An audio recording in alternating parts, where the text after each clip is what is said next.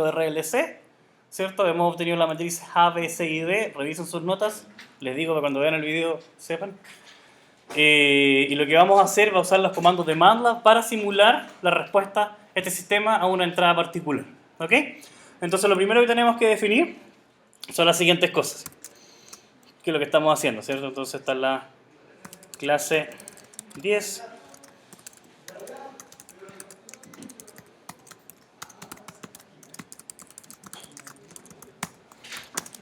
Y hoy día estamos a 2015, 9, 8.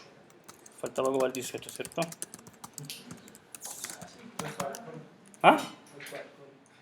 ¿Perdón? Bueno, no tenía idea. Ojalá les vaya bien, ¿no?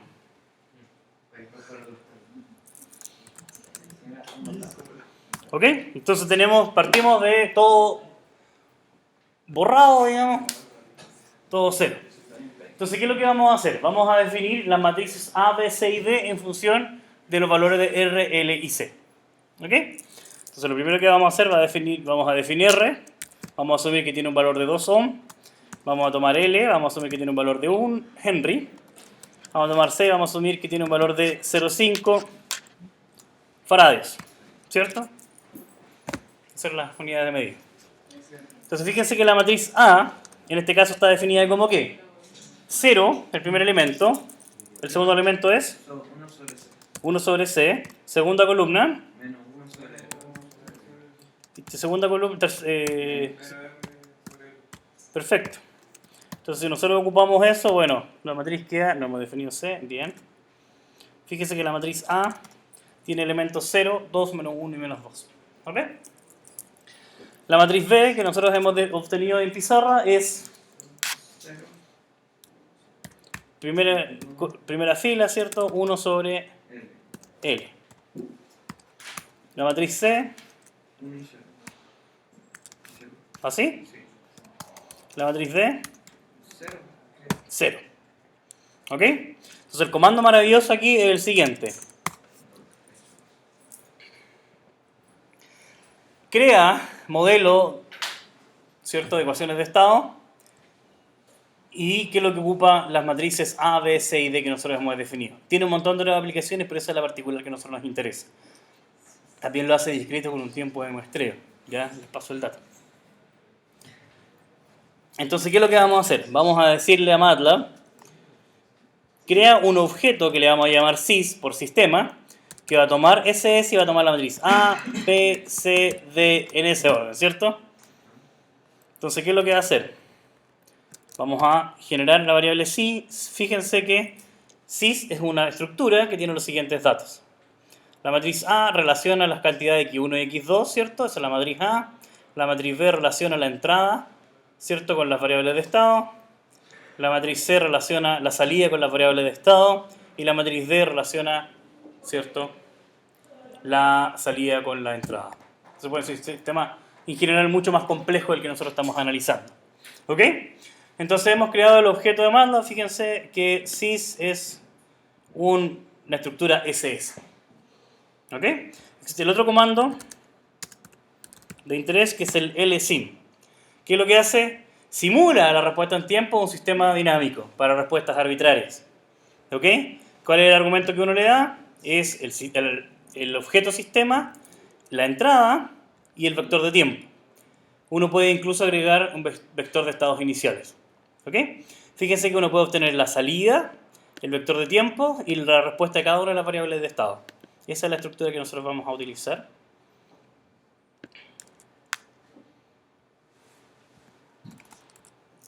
Va. Eso es lo que voy a ocupar después.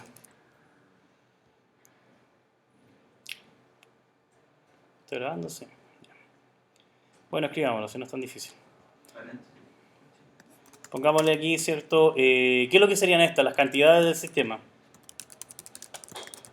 ¿Por qué? Porque son las que me definen, ¿cierto?, toda la estructura interna.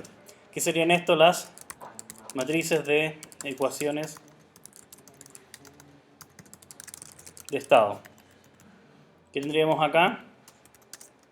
Creamos objeto de simulación del sistema. Ok, y ahora ¿qué vamos a hacer? Modelamos la dinámica. Entonces, ¿qué es lo que vamos a obtener? La salida, el tiempo y el vector de estados. Eso era, ¿cierto? Y Tx. ¿Ok? L sim. ¿Qué le vamos a poner a la entrada? Fíjense que era el sistema, la entrada, el vector de tiempo y el vector estado inicial. Entonces, ¿qué es lo que era? El sistema, la entrada, que la vamos a definir, el vector de tiempo, que lo tenemos que definir, y el sistema de estados iniciales. No se olviden de que cuando yo les expliqué, de que para diferencia de cuando teníamos ecuaciones diferenciales, nosotros necesitamos el estado inicial para cada una de las derivadas, acá necesitamos el estado inicial para todas las variables en la primera derivada. O sea, en este caso ejemplo necesitamos saber el valor el voltaje del condensador en cero y de la corriente en cero. ¿Ok? Perdón, no de la primera derivada, sino que de la variable estado en cero. ¿Ok? Entonces, ¿qué tenemos que definir todavía? Entrada del sistema, vector de tiempo,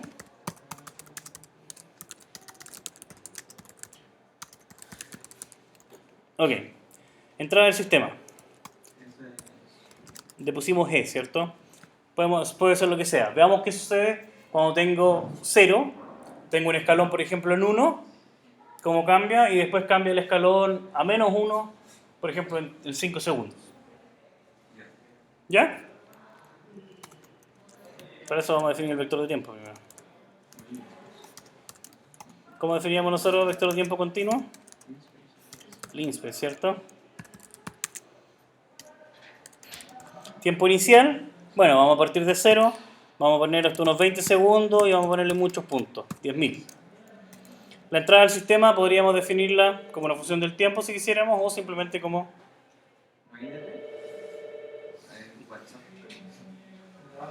Están llevando acá. Interesante. Entonces, ¿cómo definíamos los escalones, cierto? Vamos a definirlo en 1, mayor o igual a 1. Y lo que vamos a hacer, le vamos a restar 2 escalones, dijimos en 5, ¿cierto?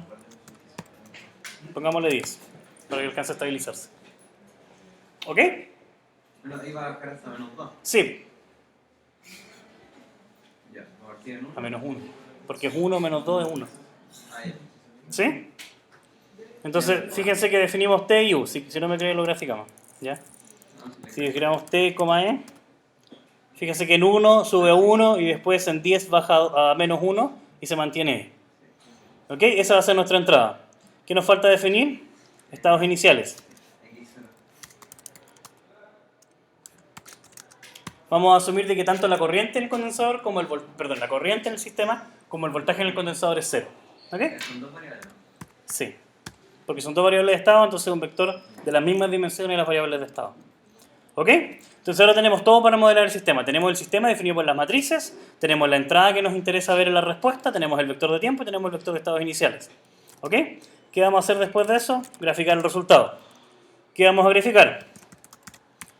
Tiempo versus los vectores de estado. Tiempo versus la entrada. Y bueno, la salida es una variable de estado, así que no la vamos a dibujar de forma directa.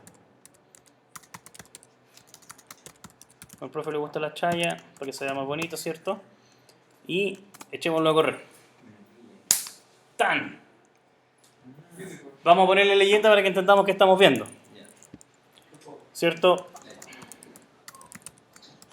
¿Qué es lo que es lo primero? Fíjense que el primer elemento es la primera columna, perdón, la primera fila de X. Fíjense que X es 10.000 por 2. O sea, la primera columna tiene toda la evolución del tiempo de la primera variable de estado, que es... ¿Quién dijo A? Vc, ¿cierto? Entonces, lo primero que nosotros estamos graficando es V sub C de t. El otro elemento sería I de t, ¿cierto? Y el tercer elemento que le estoy agregando yo para referencia aquí es la entrada. Ok, entonces vamos a hacer un set h, font size 18, ¿cierto? Para que lo vean ustedes, font name times.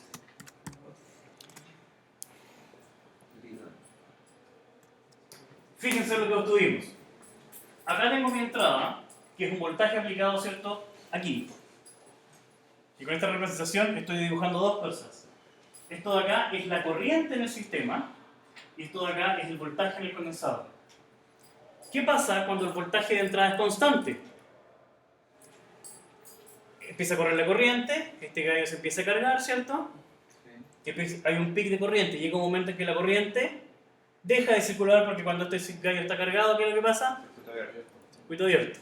¿Qué es lo que vemos en la corriente? Aplico entrada, corriente baja con 0. ¿Qué es lo que vemos en la salida, sin embargo?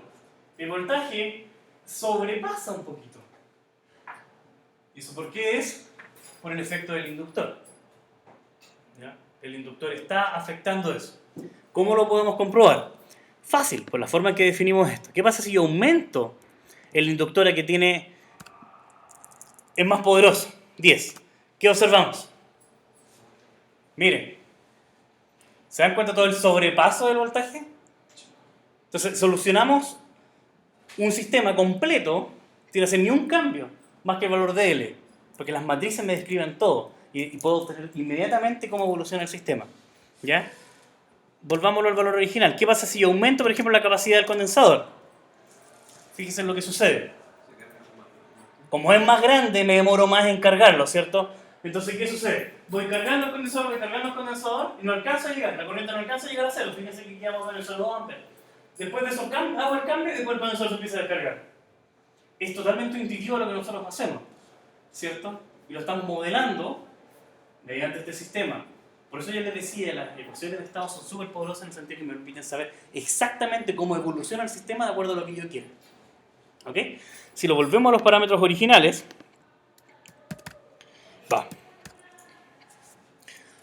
vamos a llegar al mismo resultado que teníamos antes. Le pregunto a ustedes, ¿qué pasa si achico el condensador? ¿Qué esperarían obtener ustedes?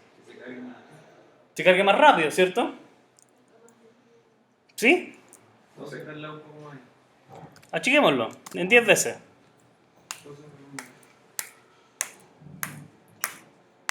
¿Qué pasó? O sea, el inductor hace... El inductor sigue afectando, pero claramente se carga más rápido. Fíjense que cuando esto ya está cargado, ¿cierto? ¿Sí? Tiene un sobrepaso, después viene y evoluciona y llega a cero. O sea que el inductor trabaja más tiempo. ¿Por qué? El inductor lo que hace, cambia un sistema que debería ser de primer orden, que es la respuesta a la carga condensadora, por eso que es exponencial, a un sistema de segundo orden. ¿Ya? Fíjense en lo siguiente, olvídense de lo que estamos viendo, concéntrense en esto. ¿Qué es lo que ven? Una señal que oscila, ¿y qué es lo que tiene? La envolvente. Un envolvente. ¿Se acuerdan cuando teníamos algo ahí con variables, un polinomio característico, ¿cierto? En las ecuaciones diferenciales. Ese polinomio característico tenía parte real negativa. Y o sea, el número era un número complejo con parte real negativa, pero que teníamos una señal que oscilaba y se atenuaba, que es precisamente la respuesta que estoy viendo. Cuando veamos la función de transferencia, vamos a notar que este gallo precisamente tiene polos así, con parte real negativa, ¿ya? Y en realidad no, polos complejos con parte real negativa. Como son complejos, oscilan. Como es parte real negativa, tiende a ser. ¿Qué pasa? ¿En qué afecta R? Déjenme volver. ¿Se dan cuenta todo el análisis que estamos haciendo con un circuito RASC? ¿Qué pasa con R? ¿Qué pasa si R es 0?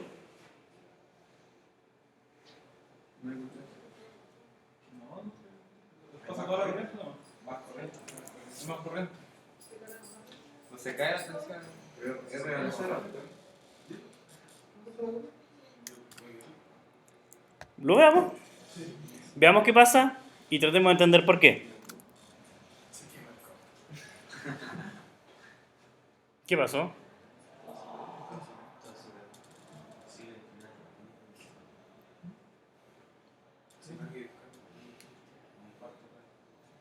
Fíjense en la salida. Fíjense en la salida. Olvídense lo que pasa al principio. Porque aquí no hay entrada, entonces no pasa nada. Tengo una salida constante y el sistema oscila. Se descarga y se descarga. Sí. Entonces, ¿qué pasa? Fíjense que existe un desfase de exactamente de 90. Entonces, cuando el condensador se carga, la corriente está disminuyendo. Entonces hace que el condensador se empiece a descargar. Entonces, como el condensador se descarga hasta cero, la corriente empieza a subir. Entonces, mutuamente uno le está traspasando energía a otro. Entonces, lo que se está pasando, porque es ideal, ¿cierto? No estamos considerando pérdida ni una cuestión. La carga de uno se está pasando, la carga en corriente de este se está pasando a la carga en capacidad de este, y viceversa. Y se lo pasan armoniosamente con una sinusoidal. Vayan a las transparencias de sistemas y señales y vean cuando definimos el oscilador natural. Todos, ¿ya? Y fíjense que la frecuencia de oscilación es 1 sobre la raíz cuadrada de LC. Porque ahí estaba el polo. Noten lo siguiente, cuando veamos la función de transferencia, ¿ya? Cuando veamos la función de transferencia, vamos a darnos cuenta que la parte real de la función de transferencia depende de la resistencia.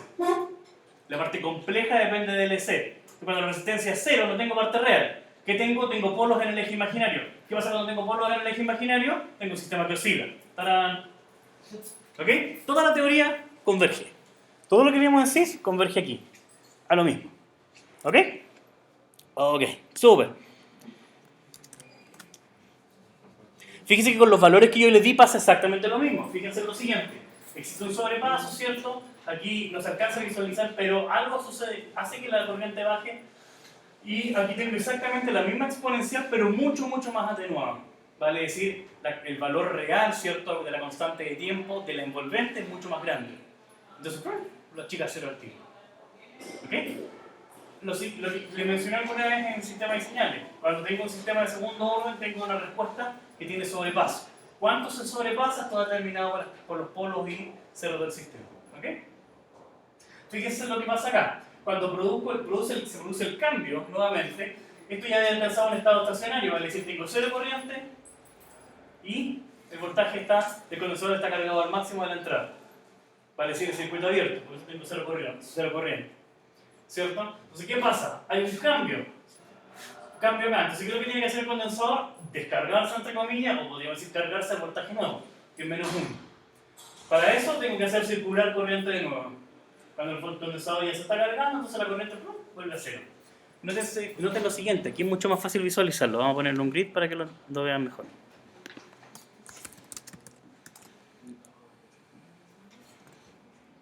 Fíjense aquí. ¿Qué pasa con la corriente?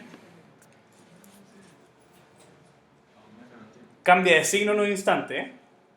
Ya era negativa y después vuelve a ser positiva y después negativa. Es concordante con lo que estábamos diciendo acá, que se empiezan a transferir un poco de carga para allá y para acá hasta que queda un sistema estacionario. ¿Ok? Y es la resistencia la que ayuda a eso. Si la resistencia no está, se quedan transfiriendo energía siempre. ¿Ok? ¿Alguien tiene una pregunta de esto? ¿Sí? Lo vemos al tiro. ¿Quién me va a preguntar? ¿Cómo es posible que la entrada tenga amplitudes negativas? ¿La entrada? Porque ¿Es un voltaje que tú defines? ¿Cambiaste polaridad nomás? eso es solamente. Uh-huh. ¿Qué pasa cuando aumenta la resistencia? Aumentémoslo en 10 unidades. Después le ponemos 1000 si quieres. ¿Qué pasa? ¿Qué pasaba cuando tengo a qué tasa, se carga el condensador? A la constante RC. Si la resistencia es muy grande, entonces es equivalente a tener una capacidad muy grande. ¿Sí? Entonces el condensador no se alcanza a cargar antes de que llegue este cambio que le agregamos, ¿cierto? Y se empieza a descargar. ¿Ok? Es como tener una llave de agua, es como más cerrada. Es que lo miraba así. No sé a qué te refieres, pero podría ser. La corriente pasa como el agua. Entonces, al poner más resistencia, la llave está más cerrada. Hay un meme que explica la ley de Ohm, ¿cierto? Que sale un gallo que tiene un nombre de Ohm tirando una cuerda, un gallo de Ampere tratando de pasar por el hoyo y el gallo con Volt empujándolo a que pase.